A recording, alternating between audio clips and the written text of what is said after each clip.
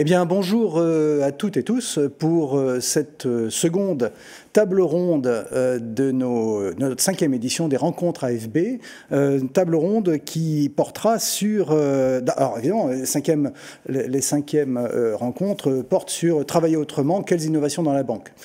Donc après la table ronde de la semaine dernière où nous faisions le point finalement sur la période post-Covid, aujourd'hui on va se poser la question de ce que cela veut dire, ce que cela va dire de travailler dans la banque dans 10 ans. 10 ans, c'est très ambitieux. Peut-être que si on était sur travailler dans la banque dans 5 ans, ce serait déjà pas mal. Mais on va voir avec nos invités justement quelles sont les pistes, les orientations, les enjeux que notre secteur, que le secteur bancaire a devant lui.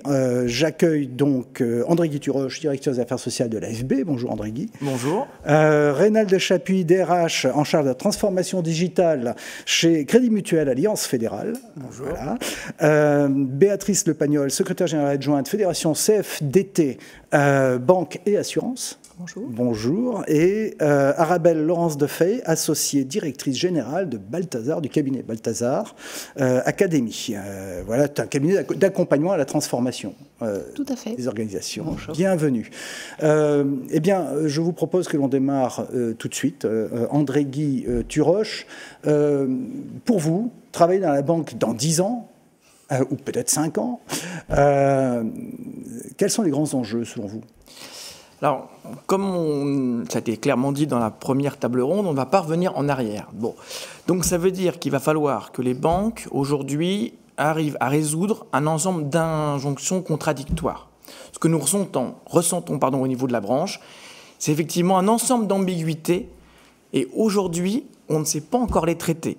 Ces ambiguïtés, c'est par exemple, on a des salariés qui veulent bien sûr tous télétravailler, et c'est assez intéressant. Ceux qui veulent télétravailler, ceux qui télétravaillent demandent des primes parce qu'ils sont chez eux, mais ceux qui ne télétravaillent pas parce que c'est pas possible demandent aussi des primes parce qu'ils ne peuvent pas télétravailler, que ça leur coûte aussi. Vous voyez, on sent bien qu'il y a quelque chose, en tout cas, qu'il va falloir régler d'une certaine façon. Même chose pour les entreprises. On voudrait à la fois que tout le monde vienne, puisque ça crée cette dynamique dont on a beaucoup parlé dans la précédente table, et en même temps, on a aussi réduit les surfaces de bureaux de façon assez importante, qui fait que faire venir tout le monde en même temps, c'est pas vraiment possible. Donc là encore, on voit bien ces ambiguïtés qu'il va falloir traiter, et puis plus globalement, on a de vrais enjeux sur les jeunes et leur intégration. Aujourd'hui, le télétravail, c'est beaucoup fait quand même avec des salariés qui avaient 15 ans, 20 ans d'expérience, je dirais, en travail présentiel. Donc finalement, le changement était, je dirais, pas forcément si violent que ça, parce qu'on avait déjà l'habitude et on se connaissait. Donc là, on a un vrai sujet, je pense, au niveau de cette nouvelle génération qui va être, je dirais, des natives télétravail. Je pense qu'on a un vrai enjeu au niveau, qu'on ressent au niveau de l'ensemble des banques, sur l'insertion. On doit réussir l'insertion des jeunes, notamment éloignés de l'emploi. Et on sait très bien que le télétravail peut être des causes de discrimination, parce que par rapport aux locaux, et à l'habitat, par rapport à la maîtrise des outils technologiques, etc.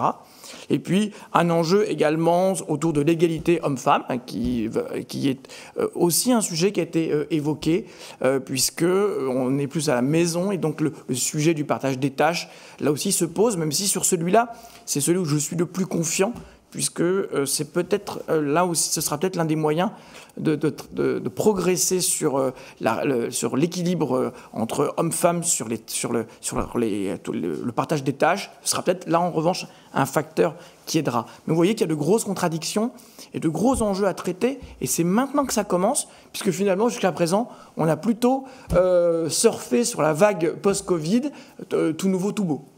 Alors, Reynald Chapuis, c'est maintenant que ça commence. Les grandes tendances pour Crédit Mutuel Alliance Fédérale. Peut-être pour répondre en partie à André Guy et à la question, en fait, le sujet de la complexité, c'est-à-dire ce que Morin, on va dire, appelle le multifactoriel, c'est-à-dire quand vous regardez les grandes tendances d'évolution du marché, que ce soit la question bien sûr du cognitif, de l'IA, parce qu'on parle de nous d'un groupe de cognitif, quand on voit la question effectivement de la transformation managériale, quand on voit cette question finalement du lieu de travail, donc distanciel, présentiel, Quand on regarde aussi les enjeux plutôt de responsabilité sociale, sociétale, environnementale, tous ces sujets-là, en fait, vont perdurer. C'est-à-dire qu'en fait, non seulement ils vont perdurer, ils vont sans doute d'ailleurs s'approfondir. On parlait d'ailleurs de la question de l'intérêt au travail, du sens au travail, mais ils vont se combiner. C'est-à-dire que la question, en fait, pour répondre, c'est plutôt comment des grandes organisations, alors qu'elles soient bancaires ou pas, parce que je pense qu'on est tous, on va dire, sujets à cette complexité, comment, en fait, en matière d'organisation, on est capable, en fait, de prendre en compte ces évolutions de manière beaucoup plus agile, beaucoup plus souple, de manière à la fois donc à résorber des fractures d'injonctions paradoxales, parce que c'est vrai que quand on pense par exemple à la question finalement de la du flex office ou du desk sharing, la tendance de fond, c'est bien sûr de dire que ça va perdurer, mais c'est aussi la question de l'équité. C'est-à-dire comment des gens qui sont face aux clients d'un côté ou des gens qui sont en fonction support vont finalement accepter et bien comprendre une règle qui est commune. Donc tout ça pour dire, on n'a pas de boule de cristal. En revanche, ce qu'on sait, c'est que ces mouvements-là, qui sont vraiment des mouvements de tendance de fond, qui sont très structurants, vont perdurer, vont sans doute même s'accélérer pour certains, et vont se combiner. Et donc la question finalement des grandes organisations bancaires, c'est surtout en fait de mettre en place des systèmes pour être capables d'y répondre. Alors les systèmes, c'est quoi? Parce que il y a bien sûr des accords ou des engagements qui sont transformants, s'engager finalement sur une cause, tire la question bien sûr de la transformation. Il y a bien entendu la question de l'organisation du travail, vous en avez un petit peu parlé dans la première table ronde, c'est comment finalement on autorise un cadre bien compris qui va nous permettre au plus près du terrain. Et ça, dans notre ADN de mutualiste, c'est très important de donner finalement cette autonomie aussi d'un ajustement qui se fait de manière naturelle en l'accompagnant, parce qu'évidemment, au niveau local, les équipes, elles ont aussi des solutions, jusqu'au finalement au niveau du top management. Et puis d'être capable d'expérimenter, de tester des choses nouvelles, avec peut-être un supplément par rapport à la première table ronde, c'est la question de l'évaluation. En fait, la qualité de l'évaluation, que ce soit avant-après, groupe témoin, aléatoire, elle est vraiment décisive dans notre capacité à regarder, par exemple, un objet innovant dans un environnement dominant pour se dire, oui, là, on a créé de la valeur et donc on va pouvoir augmenter, finalement, passer à l'échelle, voire même carrément l'intégrer dans un accord social, etc. Donc, en tout cas, c'est cette réponse qu'on peut apporter aujourd'hui, c'est des tendances qui perdureront, une complexité qui va vraiment accélérer et le temps, malheureusement, le temps dont on dispose aujourd'hui était assez long, il sera sans doute de beaucoup plus court. Arabelle, Laurence Defay, alors pour le cabinet Balthazar, vous avez, vous, une vision, on va dire, macro, qui dépasse le secteur bancaire. Ce qui vient d'être dit, que ce soit par André Guituroche sur des enjeux, des ambiguïtés, peut-être, pourquoi pas, moi j'ajoute des contradictions aussi dans les attentes des uns ou des autres, voilà, mais aussi sur la complexité qui vient d'être soulignée par Reynald Chapuis. C'est une tendance de fond, comment on surmonte cela ?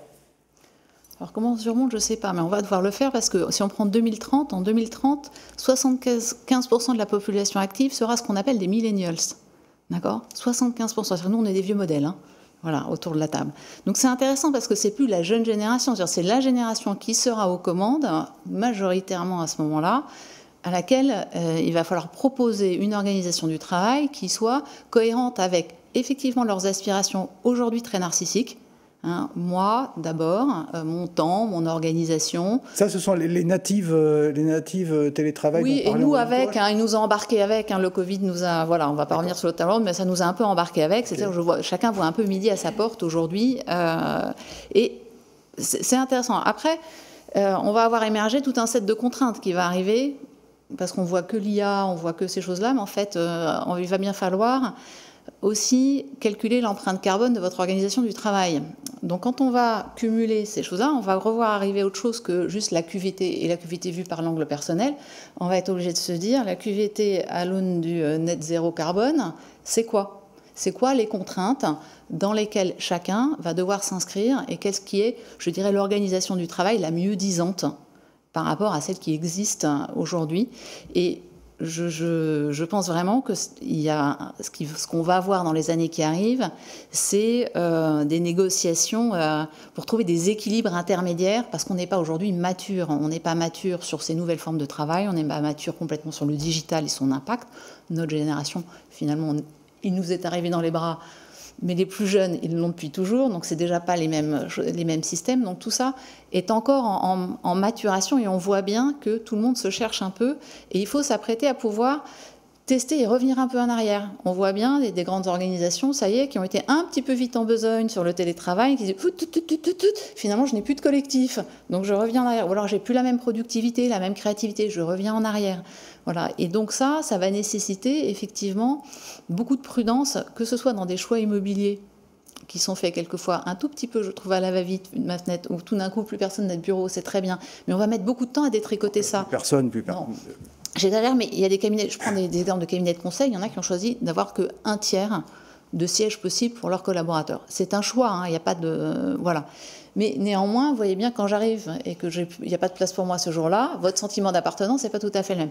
Donc je dis que ces choix-là sont très impactants pour le sentiment d'appartenance, pour le projet collectif que l'on porte et que leurs organisations vont avoir à choisir des projets collectifs qui seront adossés à certaines formes d'organisation qui ne plairont pas à tout le monde, et ce n'est pas forcément le sujet, ça n'a jamais été de plaire à tout le monde, mais on est en train d'assister à ça, on va vivre des années assez passionnantes. Alors Béatrice Le Pagnol, on vient d'entendre, on n'est pas mature, le « on » est assez large, hein, d'accord, on n'est pas mature, bon, et vous disiez en préparation de cette table ronde, vous me disiez, mais au fond, il faut être inventif. Comment on est inventif avec une telle complexité ? Oui, je crois qu'on est un peu obligé. Là, on est devant un gros chantier parce que l'évolution, elle a toujours existé, mais là, on sent bien qu'il y a une accélération, que c'est inéluctable et qu'on doit s'inscrire là-dedans.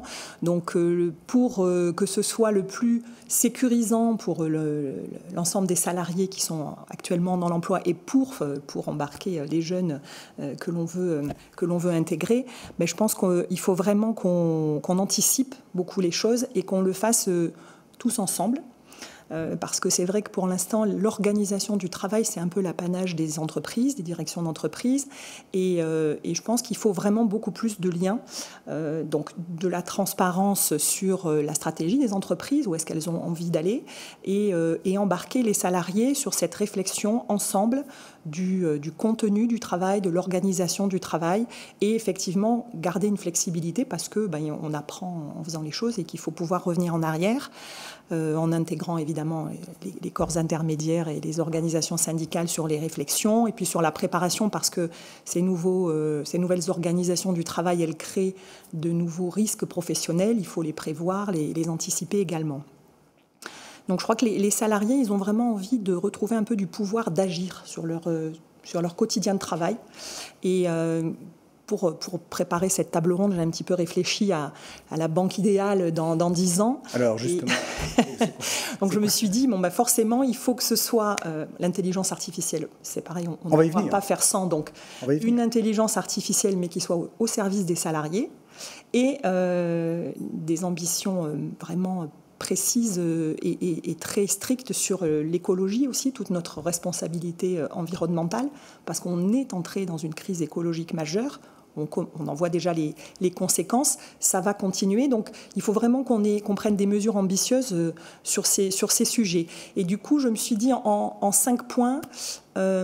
alors déjà, pendant la crise sanitaire, on a bien vu l'importance de la banque comme service essentiel. On était service essentiel, donc je pense que c'est important de garder un maillage territorial, donc un service en proximité et aussi de l'emploi dans les territoires, puisque les deux vont de pair. L'intelligence artificielle peut nous servir justement à avoir peut-être plus de qualité à offrir à nos clients, puisqu'on peut... en termes de relations, plus de valeur ajoutée, si les tâches un petit peu répétitives sont faites par l'intelligence artificielle. Au niveau des bâtiments et des agences, mais je crois qu'il faut qu'on s'intègre aussi vraiment dans l'écologie de nos bâtiments et faire en sorte que les bâtiments soient autonomes, soient le plus bas carbone possible. Donc il faut qu'on soit inventif là-dessus également. Le télétravail continuera. Il faudra voir dans quelle mesure, justement, on prend les enseignements de ce qu'on a fait là, un petit peu contraint et forcé. Les mobilités douces continueront, bien sûr. Toutes les mobilités décarbonées seront mises en avant. Et puis, je me suis dit aussi, par rapport aux questions de sens au travail et de fierté d'appartenance, dans les produits qu'on proposera, il faudra vraiment aussi qu'on aille beaucoup plus sur des placements socialement et écologiquement responsables et le financement de projets qui soient décarbonés, écologiques. Alors, beaucoup de choses de dites.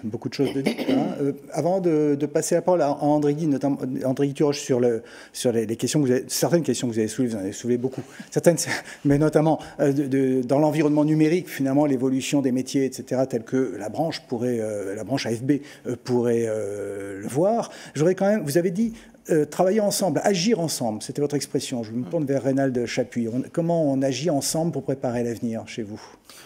Alors déjà, il y a une approche effectivement assez inclusive du travail dans la manière déjà de concevoir l'évolution de l'organisation. Je pense qu'évidemment, ce que vous dites, c'est on ne part pas du top pour descendre. Il y a vraiment une rencontre entre les besoins de nos sociétaires, des clients, la caisse, en tout cas l'agence, et des fonctions support. C'est-à-dire comment, à un moment donné, on prend en compte les évolutions, à la fois, comme vous dites, c'est-à-dire de responsabilité sociale, de sens au travail, mais aussi de service aux clients. Typiquement, par exemple, sur l'organisation du travail, penser l'organisation du travail des collaborateurs en lien avec l'augmentation du service pour les clients et les sociétaires, sur la question, par exemple, des amplitudes horaires, c'est un vrai support, à la fois, du coup, de service aux clients, aux sociétaires, mais aussi aux collaborateurs. Comment, en fait, on apporte des solutions innovantes en matière d'organisation du travail. Le deuxième sujet, c'est la question finalement du cognitif. Le cognitif, ou l'IA, en fait, sert quand même pour nous, on a gagné 1600 ETP, équivalent ETP l'année dernière, uniquement par le biais de solutions qui ont dématérialisé ça. Comment il nous sert à mieux servir et à la fois le temps de travail au sein d'une caisse, mais aussi la relation de service. C'est-à-dire comment, à un moment donné, je vais finalement dégager du temps pour me consacrer pleinement aux besoins, en fait, soit d'un collègue, soit évidemment du client. Et donc, ce sujet, finalement, plus vous digitalisez, c'est vraiment la tendance de fond, plus vous avez besoin de temps d'humain. On l'a vu, il y a tout un tas de services, y compris services publics, qui ont dématérialisé, puis on s'aperçoit qu'il y a une demande très forte des administrés pour dire « j'ai besoin de voir quelqu'un ». Et en fait, cette tendance-là, c'est une tendance aussi de fond pour dire comment on va développer les compétences, finalement, au sein de nos organisations pour être encore plus humain, encore plus accueillant, en absorbant aussi une certaine forme de complexité réglementaire, c'est-à-dire ce qu'on a aujourd'hui, une pression réglementaire très forte. Le dispositif cognitif sert aussi à détecter bien sûr des fraudes, etc., mais nous dégage du coup du temps sur des choses beaucoup plus intéressantes, à plus haute valeur ajoutée pour le métier bancaire, qui est là vraiment pour accompagner les projets. Et je pense qu'il faut le rappeler, le sens d'une banque, à quoi ça sert une banque, c'est déjà d'accompagner des projets, quel que soit pour effectivement la famille, un individu ou une entreprise. Et on est là pour ça. Donc c'est ça pour dire, en tout cas, les tendances de fond aujourd'hui, c'est plutôt de développer aussi des compétences. Quand on regarde les référentiels de compétences, nous on est en train de livrer notre référentiel de compétences, de le propager au métier, c'est aussi de transformer les métiers. Il n'y a rien de pire qu'un collaborateur qui ne se retrouve pas dans le métier qu'il exerce. C'est-à-dire que quand on va lui demander de travailler sur l'organisation du travail, il va dire déjà si vous pouviez me trouver correctement l'intitulé de mon poste. Donc il y a un vrai enjeu aussi à faire vraiment adhésion entre ce que je fais, le sens que ça a dans mon action, dans mon travail, la représentation que ça a dans l'organisation pour penser correctement l'organisation. Donc le référentiel de compétences, on va le propager. Et l'idée, et je pense que ça peut aussi inspirer d'autres, c'est de mettre en place un système qui est ouvert. C'est-à-dire le référentiel de compétences, il aura des versions, 3-4 versions dans l'année, pourquoi pas. Le référentiel des métiers des emplois qui structure le socle social doit être révisé chaque année. Donc d'être beaucoup plus agile, jusqu'à présent ce n'était pas le cas, d'être beaucoup plus agile aussi en matière de représentation du travail. De sens au travail aussi, vous disiez, mais comment à un moment donné on vient finalement tous ensemble travailler. On a créé le dividende sociétal, donc on va investir 15% de notre résultat net dans des projets impact, mais c'est toute l'organisation qu'on embarque, c'est-à-dire à la fois la question des salariés, la question bien sûr des directions, de l'equity, donc l'investissement, au bénéfice de projets dans lesquels les salariés se retrouvent. Donc une des manières aussi d'engager les collaborateurs sur un chemin finalement de fierté, de sens au travail, c'est aussi de dire vous faites partie quand même de ce projet d'ensemble pour venir vraiment changer les choses sur le plan local et accompagner ces mouvements à la fois technologiques, environnementaux et sociaux, puisque vous parliez tout à l'heure de la question de l'inclusion, ça c'est au cœur du projet. On ne saura pas représenter la société au niveau local si on n'est pas capable d'être inclusif. Donc typiquement, travailler sur les quartiers prioritaires de la ville, comme on le fait aujourd'hui pour nous, ça ne peut pas s'arrêter là. Je pense qu'on va s'inscrire sur la durée, sur la question du développement de ces territoires. C'est-à-dire qu'en fait, on le fait aujourd'hui sur une approche uniquement de l'alternance, mais il faudra aller beaucoup plus loin et sur la durée pour vraiment s'assurer effectivement qu'on n'a personne mis de côté, comme on le fait d'ailleurs pour les collaborateurs. Alors, André Guy-Turoche, on voit évidemment l'importance de l'action sur le terrain, en proximité. Et puis, Béatrice Le Pagnol nous disait tout à l'heure, il y a l'environnement numérique qui est là et qui va de plus en plus se développer, qui pose de nouvelles questions. Comment vous percevez, par rapport aux ambiguïtés ou aux paradoxes peut-être que vous citiez en début de table ronde, comment vous voyez cette articulation entre le territoire et j'ai envie de dire le national, les entités, peut-être la branche ou les branches, et puis l'humain nécessaire avec la technologie? Je pense que la branche, elle peut justement apporter un cadre global et des référentiels qui seraient partagés. Et ça, je pense que c'est important parce que je pense que le salarié se reconnaît dans sa banque en tant que tel. Hein, il y a bien évidemment une appropriation très forte, mais on s'aperçoit que on est un secteur et que malgré tout, dans la tête du jeune ou du futur recruté, il rentre dans la banque. Il y a plusieurs marques, d'accord, mais enfin, ça reste quand même la banque. Bon. Donc, nous, on doit arriver à se placer de telle façon à dire la banque, ça incarne un ensemble de valeurs d'avenir qui sont communes à l'ensemble du secteur. Et ensuite, à chaque banque, de développer sa propre marque employeur, son propre style, je dirais, pour répondre à l'ensemble des types de candidatures que l'on peut avoir et les différents types d'envies. Et c'est vrai qu'une banque mutualiste va développer une logique très territoriale, il y a une logique d'appartenance sur des petites structures, une très grande banque, au contraire, va plutôt travailler sur la transversalité, les mouvements intragroupes, etc. Donc on voit bien qu'on peut tout à fait faire ce lien entre le développement immédiat, local, et puis les grandes tendances. D'ailleurs, c'est un peu ce qu'on est en train de faire, par exemple, au sein de l'OPCO Atlas, vous savez, l'organisme de formation qui finance l'ensemble des sujets de formation pour le secteur et même au-delà, assurance, Syntec, etc. On est en train de monter un site Internet et qui va prendre une dimension très particulière, c'est-à-dire qu'à la fois, il va poser l'ensemble des grands principes de la banque, y compris sur les métiers, les référentiels emploi, etc. Comment j'évolue, comment je passe de l'un à l'autre, c'est quoi, quelle étude faire pour prendre ce poste, puis qu'est-ce que je dois faire comme formation pour en faire un autre. Et en même temps, à l'intérieur, des petits sites dédiés à chaque banque pour que chacune puisse communiquer en direct et dire « oui, mais là, chez nous, c'est un peu différent. Et voilà ce que nous, on propose comme autre type d'expérience ou expérience complémentaire. » Vous voyez qu'on est déjà... Alors, on n'est pas à 10 ans, on est à 2 ans, peut-être le temps que ça se développe. Ah oui. Parce que tu nous as dit qu'on avait le droit de jongler entre 2 et 10 ans. Donc, voilà. Donc, mais on a tous les ça droits, montre, voilà. Donc, non, mais ça montre bien qu'on se projette bien dans cette approche qui doit être impérativement, je pense, sectorielle. Sinon, on perdra une partie de la visibilité pour les jeunes qui veulent rentrer dans la banque. C'est vrai que c'est un gros challenge que nous avons avec les organisations syndicales. Arabelle Laurence Defay, alors peut-être par rapport à ce qui vient d'être dit, votre sentiment, mais et aussi, vous disiez, mais au fond, tout à l'heure, vous disiez, il y a cette société un peu de la jouissance individuelle et la relation entre moi et puis l'entité, l'entreprise, on va dire, la banque, dans laquelle je vais travailler, où je souhaite, où je pourrais travailler. C'est important parce qu'il y a cette question de l'appartenance du temps. Est-ce que le temps m'appartient ou est-ce que c'est un temps qui appartient au collectif? Est-ce que c'est un temps de travail qui appartient strictement à l'entreprise, etc. Donc voilà, peut-être déjà une remarque sur ce que disait André Guy-Turoche. Oui, je vous écoutais, je me disais, le secteur bancaire a un atout énorme pour les jeunes, c'est que la banque, ça fait sérieux. Et si ça fait sérieux, ça veut dire que j'ai quelque chose à y apprendre. Hein, l'air de rien, les jeunes, quand ils arrivent quelque part, ils vous disent tous la même chose. Hein. Moi, j'ai envie d'apprendre un vrai métier et je veux un manager, je veux pas quelqu'un qui m'apprend à jouer au baby-foot. Ça, je sais le faire tout seul. Voilà.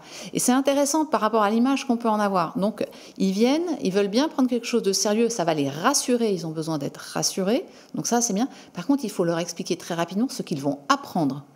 Qu'est-ce qu'ils viennent apprendre dans une banque ? Ce n'est pas que les métiers qui, pour eux, n'ont pas beaucoup de sens à ce stade-là, mais qu'est-ce que tu vas apprendre comme compétence ? C'est quoi l'itinéraire de formation ?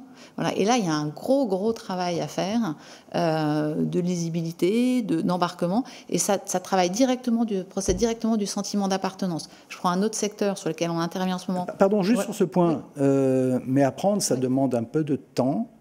Est-ce qu'ils sont prêts aussi à consacrer le temps dans la longueur ? Ça demande un effort. Ça demande un effort. Déjà, ça, c'est compliqué. Voilà.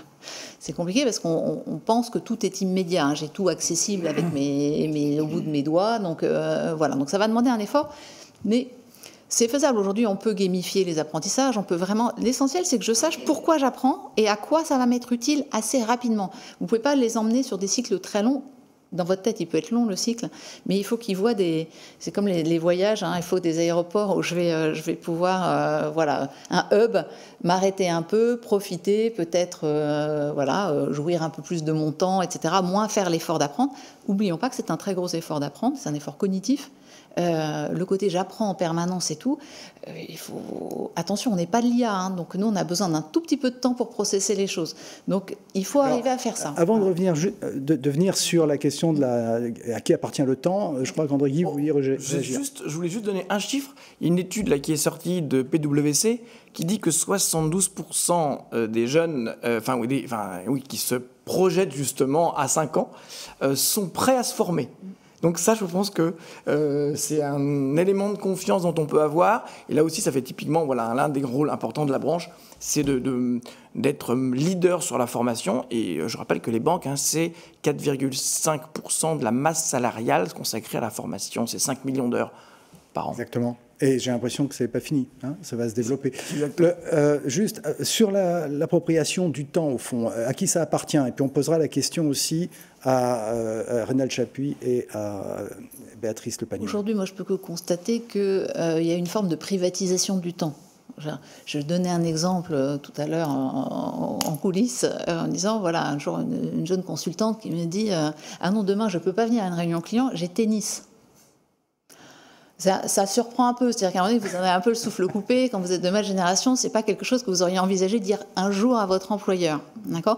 Elle était extrêmement naturelle. Elle avait été formée dans des grands cabinets avant. Elle était chez nous maintenant. Enfin, je veux dire, c'était pas une débutante, d'accord ? Et c'est post-Covid, privatisation du temps. Et vu qu'il y a du flex, nous sommes dans des métiers extrêmement flex. Où est le problème ? Il y a quand même un problème. Voilà. Donc, là, on a énormément besoin du cadre du droit du travail pour rappeler ce qui est normal de demander à un collaborateur où sont les priorités et que ça ne veut pas dire être maltraitant que de lui demander de ne pas aller à son tennis à ce moment-là. Alors, Reynald Chapuis, propriété du temps ou copropriété ? La grande tendance, parce qu'on pour demain, hein. Oui, pour demain. Mais la grande tendance quand même, c'est que les sujets sociétaux s'imposent en fait à la banque. C'est-à-dire qu'il faut vraiment imaginer un environnement extrêmement poreux, d'évolution, on va dire, exogène, qui viennent en fait challenger à la fois les organisations, le contenu du travail, ce que vous dites en termes de valeur, enfin tout ça, et ça c'est une tendance de fond. C'est-à-dire qu'il faut vraiment veiller d'un point de vue des banques à regarder ce qui se passe à l'extérieur, c'est pas forcément toujours naturel, et regarder comment ça rentre au sein de l'organisation. Sur la question de la relation au temps, cette tendance finalement de cette consultante qui vous dit ça, c'est la même que celle qui fait se développer des auto-entrepreneurs en matière de conseil, alors que ce soit pour des seniors ou pour des jeunes. Et donc cette question finalement d'une forme de tâcheronnage, enfin je veux dire j'ai fait mon boulot, vous attendez de moi une tâche et pourquoi il faudrait que je reste jusqu'à la fin de la journée. Ça c'est la tendance de fond. La manière d'y répondre en termes d'organisation, même parfois de management, c'est évidemment de rappeler le cadre, ce que vous dites, mais aussi peut-être d'assouplir le cadre. C'est-à-dire la question pourrait être de se dire, est-ce qu'à un moment on ne peut pas penser, en tout cas pour certaines activités, une autre manière de traiter la relation au temps. J'ajoute par exemple la question, bien sûr, du coup de la gestion du temps à domicile. C'est-à-dire cette question du droit à la déconnexion qui, en fait, qu'on a du mal à défendre. C'est-à-dire que les gens se mettent à travailler ou à télétravailler parfois avec des heures qui n'ont rien à voir avec le cadre contractuel qu'on leur a donné. Ça challenge aussi notre capacité, notre responsabilité d'employeur en disant mais comment justement on leur explique qu'à un moment donné à 22h on n'envoie pas un mail. Bon, ça, ces tendances de fond-là, c'est présent et c'est durable. Enfin, je veux dire, c'est pas un phénomène lié à la crise sanitaire, c'est quelque chose qui est sur la durée. Et donc la manière d'y répondre, alors je pense que chacun va avoir peut-être une manière différente d'y répondre. Je pense que ça passe à la fois par du coup cette question du cadre et de responsabilité, de protection du salarié, bien sûr, mais aussi de cette question de j'ai envie d'avoir aussi dans ma journée la capacité d'aller chercher les enfants, d'aller jouer au tennis ou je ne sais pas. Donc cette question en tout cas de la souplesse. Cette souplesse-là, en fait, le corollaire de la souplesse, c'est aussi la question de l'engagement du salarié. Donc ce que je veux dire par là, c'est que cette question en tout cas du contenu du travail, du sens au travail, est quand même beaucoup challengée sur à la fois ces tendances de la société impose finalement une autre manière de travailler et comment nous y répondons. Et donc je pense que dans les 10 ans qui viennent, forcément, avec sans doute des à-coups, mais il y aura à réviser en tout cas cette question de je vends ma force de travail, comme on disait avant, ou je vends plutôt des compétences, Donc voilà, et donc ces compétences-là doivent aussi me permettre aussi à côté de vivre de manière peut-être plus facile, plus durable. Je pense par exemple à la question aussi de la relation des femmes au travail. Bon, on s'est aperçu, donc on avait par exemple sur la question du management plein de règles qui empêchaient aussi certaines des femmes par exemple de rentrer dans des filières managériales. Alors elles ont les compétences, elles ont pour nous des capacités, on va dire, de leadership, mais compte tenu justement de ces contraintes, elles ne venaient pas. Et donc c'est la question de l'employeur, c'est comment, en adéquation avec des engagements qui sont les engagements autour de la parité, j'offre finalement à la fois de la souplesse, toujours dans un cadre bien compris. Et c'est ce dialogue pour moi permanent, manager, manager, partenaires sociaux, en entreprise, qui doit être vraiment le support de l'accompagnement de cette transformation, parce que si on ne le fait pas, forcément ça casse. Vous avez des problématiques d'attractivité pour rentrer dans les métiers, vous avez des problématiques de progression des collaborateurs qui ne veulent plus être managers, vous avez cette question du désintérêt au travail, c'est-à-dire de la perte de sens, et on voit bien. J'étais à la publication du manifeste sur le sens au travail là, avec Jean-Baptiste Parfetti, Nicole Notat, etc. On voit bien que c'est une tendance de fond sur laquelle toutes les organisations, on est une quinzaine, banque et pas banque, à s'engager en disant on est là aussi pour offrir un environnement où les gens se sentent à la fois, 1, utiles, 2, ils sont alignés avec les valeurs de l'organisation, et ça je pense que c'est une vraie question durable, 3, ils savent qu'ils peuvent se développer au sein de l'organisation. Béatrice Le Pagnol, alors on vient d'entendre que le corollaire de la souplesse, c'était l'engagement du salarié. L'engagement du salarié, demain, il aura quel cadre, quel périmètre, comment vous le voyez ? Donc effectivement, il y a pas mal de choses qu'il faut cadrer parce que le télétravail, on l'a fait un peu plus rapidement qu'on l'aurait fait naturellement s'il n'y avait pas eu la crise sanitaire. Donc en termes d'écologie, déjà, pour parler du temps, je pense qu'il faut parler de l'écologie humaine aussi, le temps qu'on passe au travail. On est la première génération à vivre l'instantanéité. On est joignable en permanence, on attend des réponses très rapides à nos mails, à nos SMS, etc. On zappe, on est dérangé quand on travaille sur quelque chose, on est dérangé par le téléphone, par les mails, etc. Oui, c'est très intrusif. C'est très intrusif. Donc on a appris en marchant, on fait avec, mais je ne suis pas persuadée qu'on soit si efficace que ça à zapper comme ça en permanence.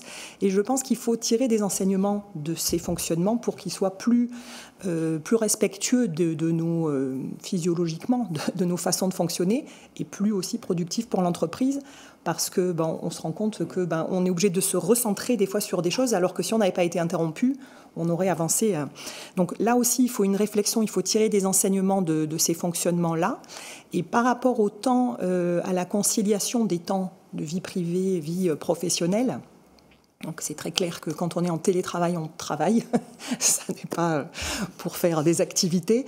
Mais à la CFDT, on mène des réflexions depuis des années sur ces sujets, avec des universitaires, avec des intellectuels.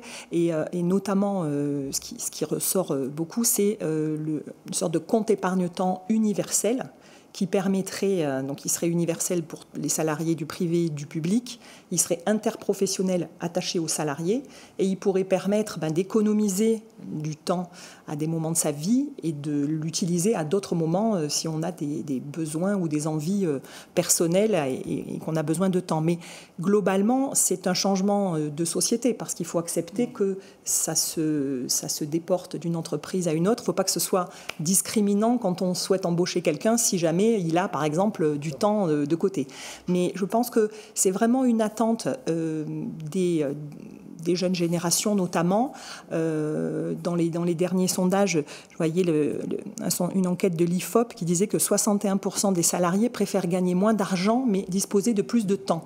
Je pense qu'il y a un rapport au travail qui est en train de changer et donc il faut qu'on en tienne compte et il faut que ça puisse aussi matcher avec les besoins des entreprises et de productivité et de résultats. Alors, vous citez des études, vous nous indiquez que vous travaillez avec des chercheurs. Alors justement, on a posé la question à un chercheur, un économiste, à Julien Pillot, qui va nous parler en fait, qui est un spécialiste, qui est professeur à l'INSEC et qui est un spécialiste au fond des organisations du travail associées à l'environnement numérique et au développement des outils numériques, IA, métavers également. Je vous propose qu'on l'écoute.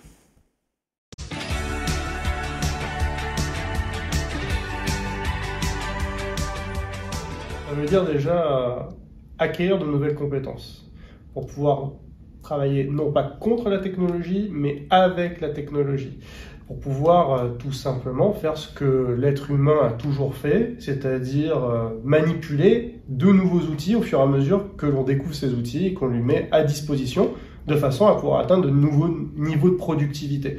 Donc là, c'est un continuum en fait tel qu'il a toujours existé et la technologie, loin de faire peur aux économistes de l'innovation, on la voit plutôt comme des artisans du progrès et d'un pas toujours en avant vers davantage de productivité. Alors c'est vrai que lorsqu'on se met au niveau du travailleur individuel, elle peut avoir un côté anxiogène cette technologie parce qu'elle est nouvelle et qu'il s'agit en fait de se mettre à niveau pour pouvoir travailler en symbiose avec. Mais finalement, c'est ce que l'être humain a toujours fait dans le monde du travail et il n'y a pas de raison de considérer les nouvelles technologies liées au numérique, que ce soit l'intelligence artificielle, le métavers ou tout ce qui va graviter autour, comme étant plus ou moins dangereuses que d'autres outils qui ont pu précéder dans le monde du travail. Donc, travailler en symbiose avec la technologie. Il s'agit surtout de combattre une idée reçue qui est la vie dure, qui est de considérer que la technologie à elle seule est destructrice ou créatrice d'emplois. En vérité, personne n'est capable d'isoler l'impact de la technologie en matière de création nette ou en destruction nette d'emplois, tout simplement parce que c'est quelque chose qui va se faire sur le très long terme, mais surtout parce que la création nette ou la destruction nette d'emplois ne repose pas uniquement sur ce seul critère qui est la technologie. À côté de ça, il y a des critères économiques sur tout simplement la rentabilité qui est attendue de l'utilisation d'une technologie. Il y a des critères d'acceptabilité sociale, il y a aussi des critères tout simplement de choix d'investisseurs qui vont miser ou non sur cette technologie. Il y a aussi et surtout des réglementations qui sont plus ou moins solubles dans les nouvelles technologies ou qui vont mettre des niveaux de régulation qui font que telle ou telle technologie ne pourra pas être utilisée de façon aussi extensive que ce qu'on voudrait.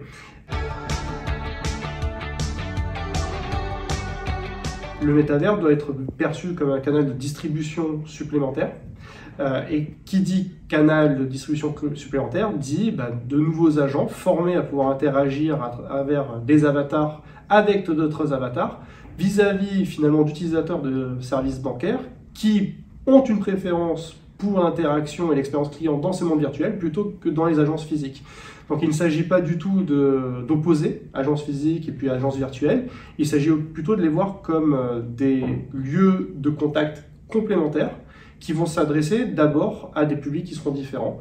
Et de la même manière que les agences physiques ne disparaîtront pas dans la mesure où on le voit déjà aujourd'hui, en fait, on a une sociologie qui est très attachée au contact physique et qui n'entend pas aller sur des banques en ligne qui existent déjà, et bien demain on aura aussi un public qui sera peut-être très technophile, qui voudra des choses très très innovantes en matière d'expérience client qui se tourneront peut-être de façon assez rapide vers des agences virtuelles, et puis d'autres qui resteront fidèles aux canaux traditionnels et notamment aux agences physiques. Cela étant, ces canaux supplémentaires, il s'agira évidemment de les faire vivre, ce qui veut dire acquérir de nouvelles compétences et ou former des travailleurs actuels des agences bancaires vers l'acquisition de ces compétences qui sont nécessaires pour pouvoir tout simplement évoluer dans des univers virtuels.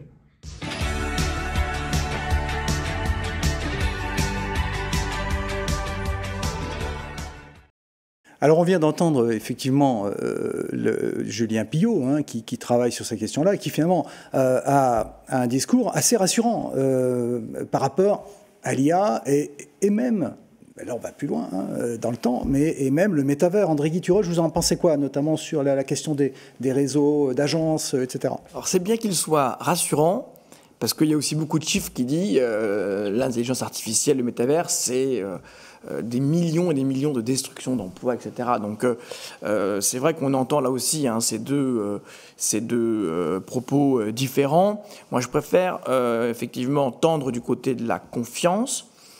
Il y a un point qui est très important, je pense, c'est la rapidité ou non de la transition. Nos banques, ce sont des industries de haute technologie.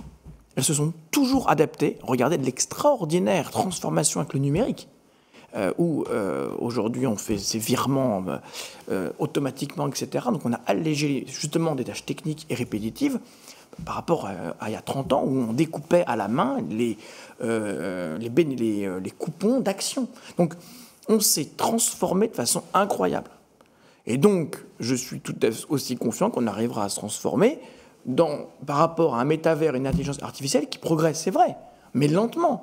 Moi, j'ai souvenir d'un directeur, quand j'étais à Société Générale, un grand patron qui disait la plus intelligente de nos intelligences artificielles aujourd'hui reste quand même plus bête que le plus bête de nos salariés. Bon. Donc, c'est pour dire qu'on a justement de la marge. Oui, il faut le prendre en compte, et ça va évoluer, mais on arrivera, comme le disait tout à l'heure Madame Le Pagnol, à mettre cette intelligence artificielle au cœur du travail, au cœur de l'humain, et dans ce cas-là, c'est une réussite. D'ailleurs, je signale qu'avec les organisations syndicales, dont la CFDT, nous travaillons au niveau européen en ce moment à une étude sur le sujet de l'intelligence artificielle et l'impact pour l'emploi et les compétences au niveau européen. Je pense que là-dessus, il faut avoir une vision européenne. Et sur cette étude-là, qui devrait se terminer d'ici quelques mois, eh bien, on va commencer à poser, nous, organisations patronales et syndicales, eh bien, les jalons de ce qui devra être demain, en termes, je dirais, de formation, de prise en compte des enjeux sociaux, eh bien, quelles seront les garanties aussi à apporter aux salariés et aux entreprises sur ces sujets. Donc oui, très confiant, mais parce qu'aussi on y bosse. Reynald Chapuis, on y bosse, nous dit André Guy. Turoche, alors Crédit Mutuel, Alliance Fédérale, vous y bossez aussi sur le métavers? Alors, nous, on est en tout cas très investis sur la question du cognitif et sur la question désormais du quantique. On travaille avec IBM autour effectivement de capacités quantiques, voilà. Mais autour, on va dire, d'un objectif que je voudrais bien expliquer. D'abord, c'est bien la question de l'absorption, on va dire, de tâches dites complexes ou à faible valeur ajoutée. Encore une fois, pour dégager du temps opérationnel, pour que les collaborateurs soient plus en contact encore. Plus en contact, ça veut dire encore une fois développer des compétences humaines, d'accueil, de plaisir d'accueillir, de sens critique, d'information aussi augmentée en matière de besoins du sociétaire ou du client, d'être capable d'apporter les bonnes réponses. À tout ça concourt largement à plutôt augmenter la capacité qu'on a au niveau des collègues pour être encore plus performants en matière de service aux clients. Je vais juste dire par rapport à la question du métavers, parce qu'on avait regardé le sujet, que les sciences cognitives, elles évoluent aussi sur la question du cerveau. C'est-à-dire que, et la tendance à 10 ans, c'est aussi ça, c'est-à-dire qu'on connaît de mieux en mieux la capacité d'apprendre ou de développer la capacité d'apprendre au niveau justement humain. C'est-à-dire, ces technologies-là, elles servent aussi la question du langage, par exemple, la question du bon apprentissage. Donc là, par exemple, on a des systèmes pour mieux ancrer en fait de l'acquisition de compétences. C'est issu directement en fait de ces sujets de sciences du cerveau. Le métavers a quand même du problème aujourd'hui à trouver un modèle. Hein. Clairement, on peut dire aujourd'hui, il n'y a pas de modèle économique, il n'y a pas non plus d'ailleurs d'usage, c'est-à-dire que quand on regarde, il est assez vide. Mais en revanche, la question que ça nous pose, c'est il y a besoin en situation de travail, par exemple, de s'immerger, d'être dans un environnement immersif pour se mettre en situation. Typiquement, on pourrait dire, j'ai envie de m'évaluer face à une situation, par exemple, de conflit à l'accueil. On est en train de le tester. Comment ça se passe ?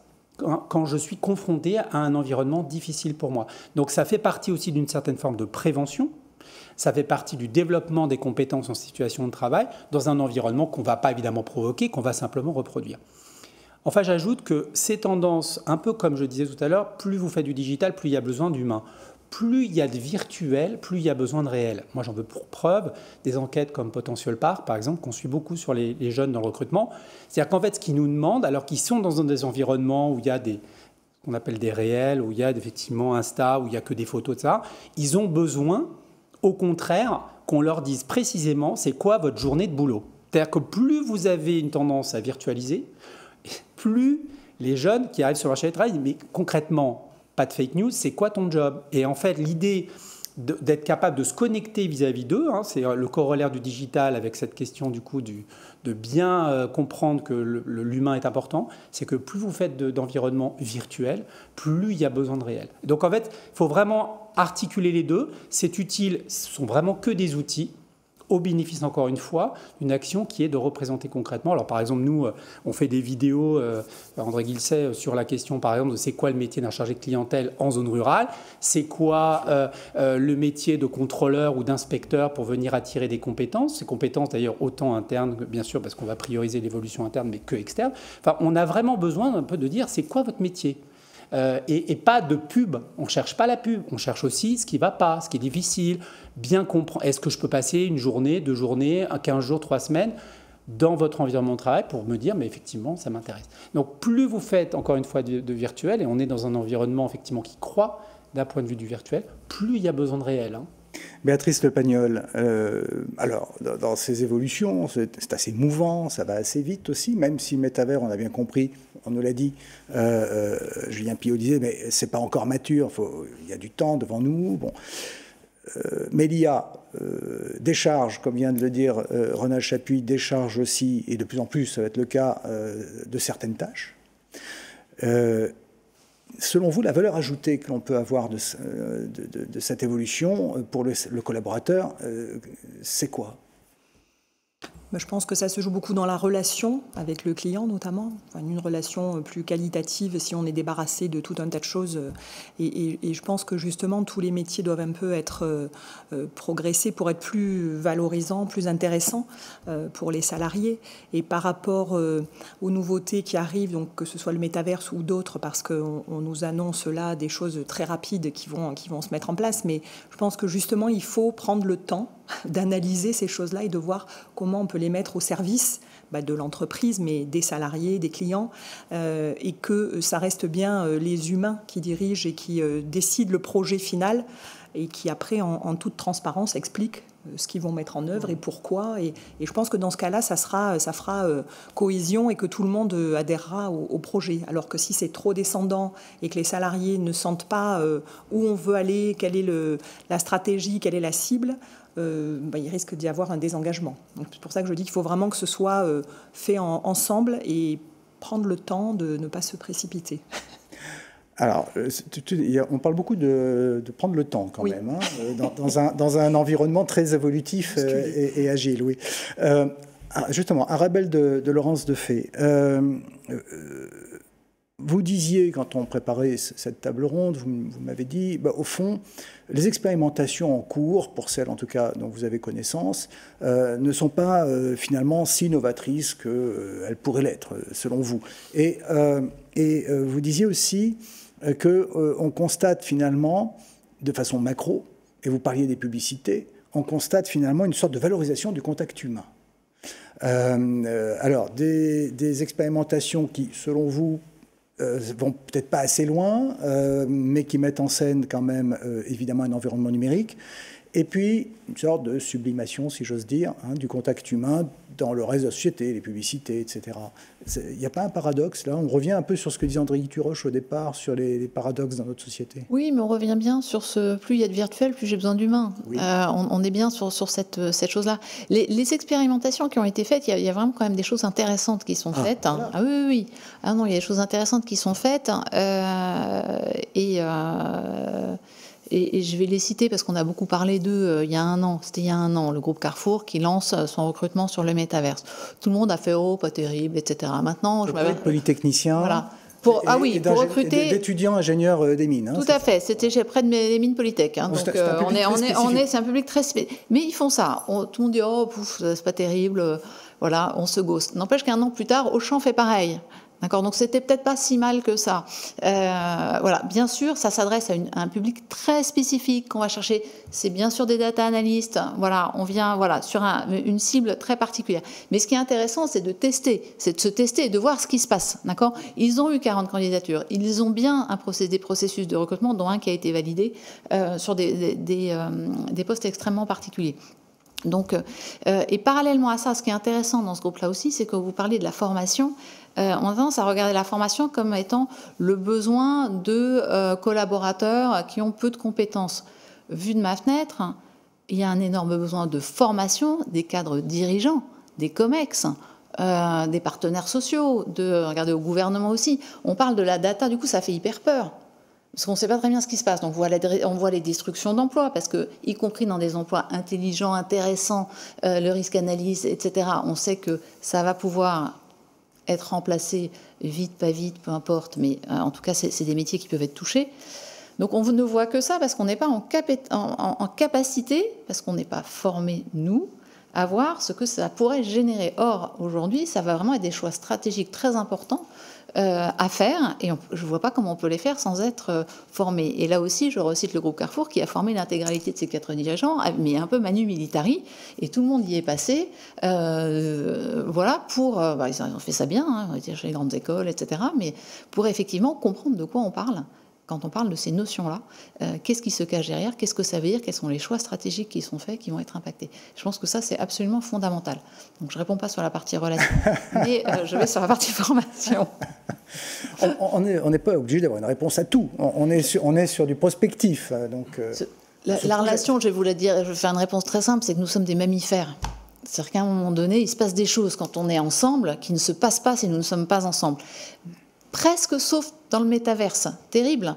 Mais dans le métaverse, on s'aperçoit qu'il y a une capacité du cerveau à se sentir incarné grâce à l'avatar qui est très puissante et qui crée un sentiment d'appartenance que vous n'avez pas si vous êtes sur des environnements type Microsoft, etc., tout collaboratif qu'il soit. Donc ça, c'est quand même intéressant d'avoir ça en tête, et ça donne autre chose cognitivement parlant, c'est que vous voyez les gens se déplacer, parce qu'en fait les gens déplacent leur avatar pour aller se parler comme dans la vraie vie. En fait, c'est une vraie simulation. Dans une agence virtuelle, par exemple. Oui, dans une agence virtuelle, mais aussi dans des bureaux. Voilà. Et ce qui fait qu'en fait, vous avez une chose que vous perdez quand vous êtes à distance, notamment, vous arrivez à avoir une vision globale et systémique de ce qui se passe, comment les gens se regroupent, qu'est-ce qui se passe, etc.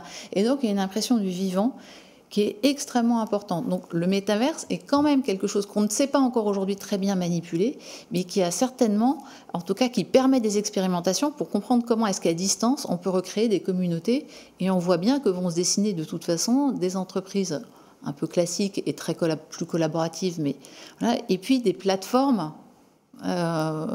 qui agrégeront des compétences et où ils n'auront pas besoin d'avoir de bureau.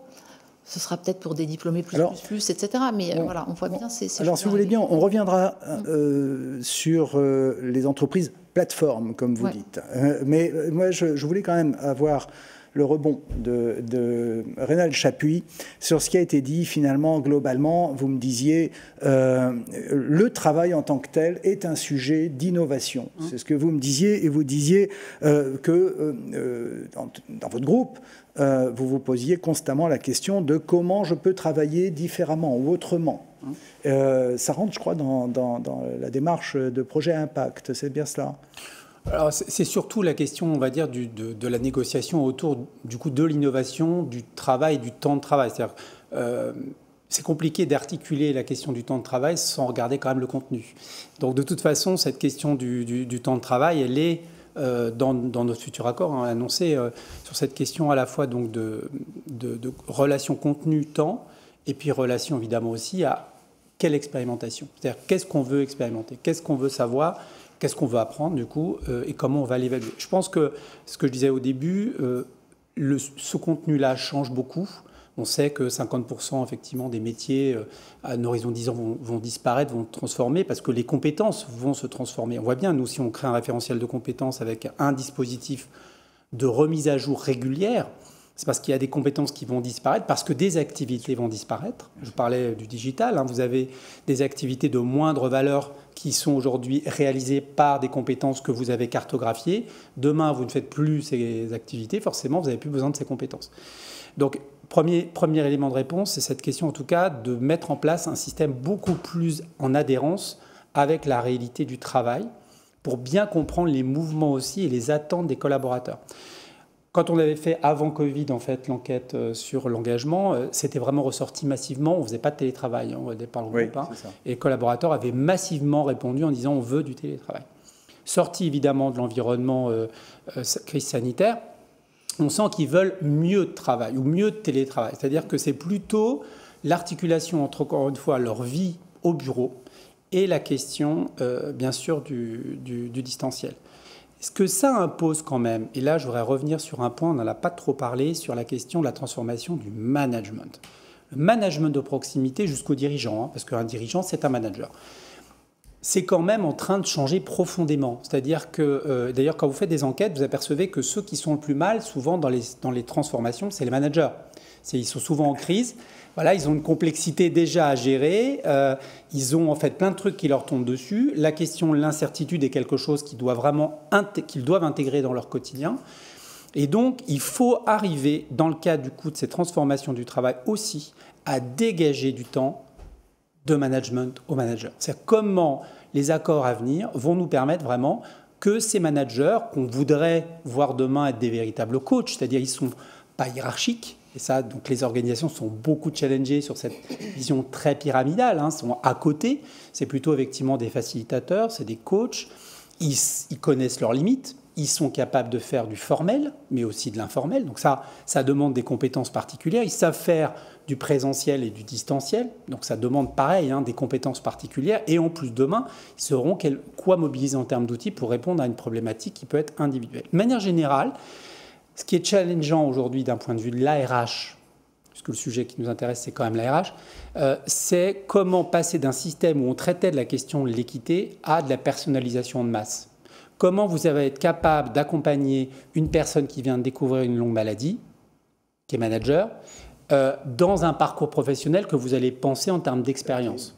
C'est-à-dire, et dans l'expérience, on va propager des services, on va dire en autonomie, des services en interaction avec son manager, des services avec la RH. Donc, comment à un moment donné vous préparez finalement l'expérience tout au long de la vie en ayant bien intégré tout ce qui peut arriver à un collaborateur, en l'ayant conçu, j'ai envie de dire presque préalablement, et de manière à montrer aussi, et ça c'est une attente des collaborateurs quand même, c'est s'il m'arrive ça, qu'est-ce qui se passe? C'est aussi cette question dans mon quotidien, donnez-moi à voir, s'il m'arrive telle chose, comment l'employeur va répondre. Et donc c'est ce sujet qu'on est en train de travailler, en modélisant l'expérience collaborateur et en tout cas en préparant les différentes étapes.